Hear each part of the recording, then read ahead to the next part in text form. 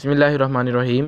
یہ مدارج النبوت حضرت عبدالحق مدثر دہلوی کی کتاب، اس میں آپ رحمۃ اللہ علیہ نے حضرت ابوبکر صدیق رضی اللہ تعالیٰ کا چھوٹا سا مختصر سا تعارف بھی لکھا ہے۔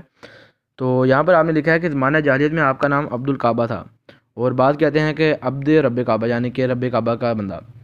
تو آپ صلی اللہ علیہ وسلم نے ان کا نام عبداللہ رکھا، اور ایک اور کے مطابق عتیق رکھا، عبداللہ یا عتیق۔ عتیق اس بنا پر کہ وہ اس کا مطلب ہے کہ آتش سے آزاد۔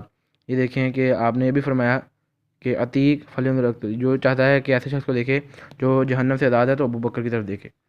تو دونوں نام اسلامی ہیں، تو مگر امت زیادہ تر ابوبکر صدیق کے نام سے جانتی ہے، مگر یہ دیکھیں عبداللہ ہو یا عتیق ہو، دونوں نام آئین سے ہیں۔